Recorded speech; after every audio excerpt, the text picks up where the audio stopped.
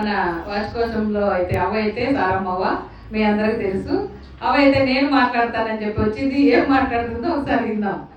మాట్లాడమ్మా. అందరికీ నమస్కారం.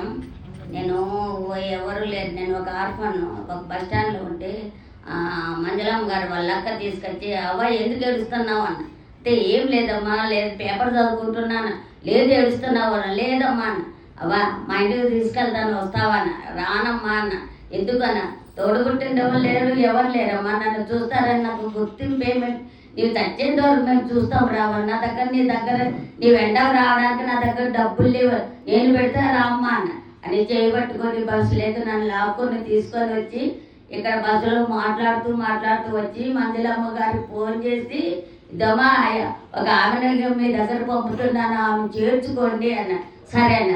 నేను మధ్యాహ్నం వచ్చి బస్సు దిగి నడుచుకుంటూ వచ్చి వరండాలో కూర్చున్న తర్వాత నమస్కారం పెట్టి ఎవరమ్మా అమ్మ, నేను గది నుండి వస్తున్నాను, ఒక ఆమె నన్ను బస్ స్టాండ్లో ఉంటే ఆమె నన్ను తీసుకొని వచ్చి నన్ను మీ దగ్గర పంపింది అన్న.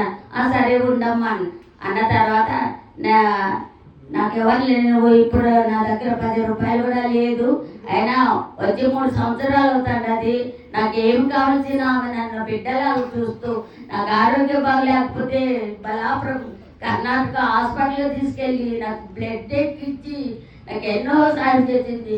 ఆమె రుణం నేను ఏ విధంగా తీర్చుకోవాలో నాకే తెలియదు. ఇంత ప్రేమతో నన్ను చూసినందుకు ఆమెకు నా హృదయపూర్వక వందనాలు. ఆమెకు, ఆమె కుమారుకు, ఆమె కోడలకు, ఇక సభ్యులందరికీ నా హృదయపూర్వక వందనాలు చేసుకుంటూ ఈ సమయం ఇచ్చినందుకు మీకు అందరికీ నా వందనాలు. నిజంగా అవ్వ చెప్పింది అయితే కరెక్టే. అవ్వ అలా చెప్పే ఇక్కడికి వచ్చింది. ఆమెకు ఎవరు లేరైతే ఎప్పుడు అనుకోద్దండి మీ అందరూ. నేను ఇంత పెద్ద కూతురున్నాను కదా సారమ్మక్క, నువ్వు ఎందుకు ఎవరు లేరంటావు, నా కూతురు ఉంది లేని గర్వంగా చెప్పుకోవాలా. ఓకేనా? ఓకే, ఇంకా బాధపడదు.